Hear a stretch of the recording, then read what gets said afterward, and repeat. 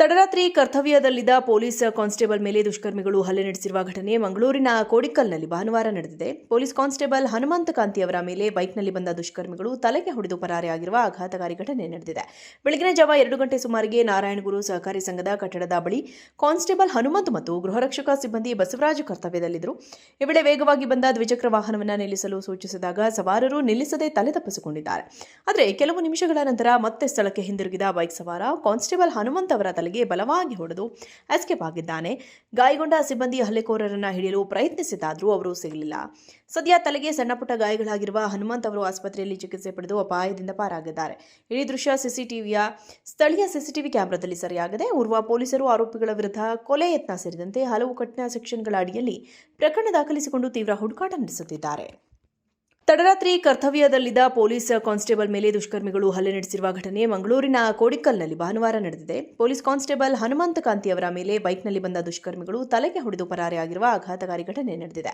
ಬೆಳಗಿನ ಜಾವ 2 ಗಂಟೆ ಸುಮಾರಿಗೆ ನಾರಾಯಣಗುರು ಸಹಕಾರಿ ಸಂಘದ ಕಟ್ಟಡದ ಬಳಿ ಕಾನ್ಸ್ಟೇಬಲ್ ಹನುಮಂತ್ ಮತ್ತು ಗೃಹರಕ್ಷಕ ಸಿಬ್ಬಂದಿ ಬಸವರಾಜು ಕರ್ತವ್ಯದಲ್ಲಿದ್ದರು.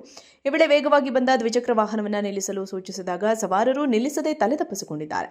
ಆದರೆ ಕೆಲವು ನಿಮಿಷಗಳ ನಂತರ ಮತ್ತೆ ಸ್ಥಳಕ್ಕೆ ಹಿಂದಿರುಗಿದ ಬೈಕ್ ಸವಾರ ಕಾನ್ಸ್ಟೇಬಲ್ ಹನುಮಂತ್ ಅವರ ತಲೆಗೆ ಬಲವಾಗಿ ಹೊಡೆದು ಎಸ್ಕೇಪ್ ಆಗಿದ್ದಾನೆ. ಗಾಯಗೊಂಡ ಸಿಬ್ಬಂದಿ ಹಲ್ಲೆಕೋರರನ್ನು ಹಿಡಿಯಲು ಪ್ರಯತ್ನಿಸಿದ್ದಾದರೂ ಅವರು ಸಿಗಲಿಲ್ಲ.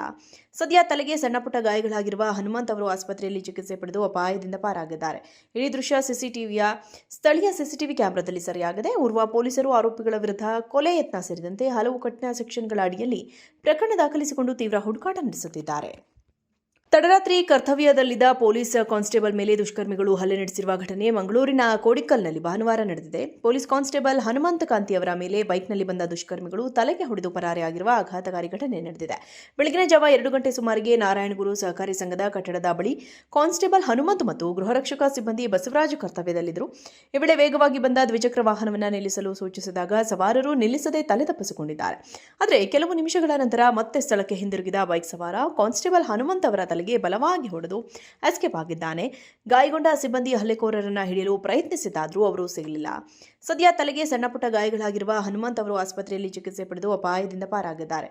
ಇಡೀ ದೃಶ್ಯ ಸ್ಥಳೀಯ ಸಿಸಿಟಿವಿ ಕ್ಯಾಮೆರಾದಲ್ಲಿ ಸೆರೆಯಾಗಿದೆ. ಓರ್ವ ಪೊಲೀಸರು ಆರೋಪಿಗಳ ವಿರುದ್ಧ ಕೊಲೆ ಯತ್ನ ಸೇರಿದಂತೆ ಹಲವು ಕಠಿಣ ಸೆಕ್ಷನ್ಗಳ ಅಡಿಯಲ್ಲಿ ಪ್ರಕರಣ ದಾಖಲಿಸಿಕೊಂಡು ತೀವ್ರ ಹುಡುಕಾಟ ನಡೆಸುತ್ತಿದ್ದಾರೆ.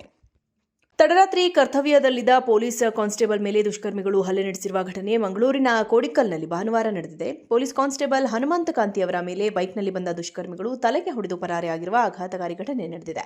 ಬೆಳಗಿನ ಜಾವ 2 ಗಂಟೆ ಸುಮಾರಿಗೆ ನಾರಾಯಣಗುರು ಸಹಕಾರಿ ಸಂಘದ ಕಟ್ಟಡದ ಬಳಿ ಕಾನ್ಸ್ಟೇಬಲ್ ಹನುಮಂತ್ ಮತ್ತು ಗೃಹರಕ್ಷಕ ಸಿಬ್ಬಂದಿ ಬಸವರಾಜು ಕರ್ತವ್ಯದಲ್ಲಿದ್ದರು. ಈ ವೇಳೆ ವೇಗವಾಗಿ ಬಂದ ದ್ವಿಚಕ್ರ ವಾಹನವನ್ನು ನಿಲ್ಲಿಸಲು ಸೂಚಿಸಿದಾಗ ಸವಾರರು ನಿಲ್ಲಿಸದೆ ತಲೆ ತಪ್ಪಿಸಿಕೊಂಡಿದ್ದಾರೆ. ಆದರೆ ಕೆಲವು ನಿಮಿಷಗಳ ನಂತರ ಮತ್ತೆ ಸ್ಥಳಕ್ಕೆ ಹಿಂದಿರುಗಿದ ಬೈಕ್ ಸವಾರ ಕಾನ್ಸ್ಟೇಬಲ್ ಹನುಮಂತ್ ಅವರ ತಲೆಗೆ ಬಲವಾಗಿ ಹೊಡೆದು ಎಸ್ಕೇಪ್ ಆಗಿದ್ದಾನೆ. ಗಾಯಗೊಂಡ ಸಿಬ್ಬಂದಿ ಹಲ್ಲೆಕೋರರನ್ನು ಹಿಡಿಯಲು ಪ್ರಯತ್ನಿಸಿದ್ದಾದರೂ ಅವರು ಸಿಗಲಿಲ್ಲ. ಸದ್ಯ ತಲೆಗೆ ಸಣ್ಣಪುಟ್ಟ ಗಾಯಗಳಾಗಿರುವ ಹನುಮಂತ್ ಅವರು ಆಸ್ಪತ್ರೆಯಲ್ಲಿ ಚಿಕಿತ್ಸೆ ಪಡೆದು ಅಪಾಯದಿಂದ ಪಾರಾಗಿದ್ದಾರೆ. ಇಡೀ ದೃಶ್ಯ ಸ್ಥಳೀಯ ಸಿಸಿಟಿವಿ ಕ್ಯಾಮೆರಾದಲ್ಲಿ ಸೆರೆಯಾಗಿದೆ. ಓರ್ವ ಪೊಲೀಸರು ಆರೋಪಿಗಳ ವಿರುದ್ಧ ಕೊಲೆ ಯತ್ನ ಸೇರಿದಂತೆ ಹಲವು ಕಠಿಣ ಸೆಕ್ಷನ್ಗಳ ಅಡಿಯಲ್ಲಿ ಪ್ರಕರಣ ದಾಖಲಿಸಿಕೊಂಡು ತೀವ್ರ ಹುಡುಕಾಟ ನಡೆಸುತ್ತಿದ್ದಾರೆ.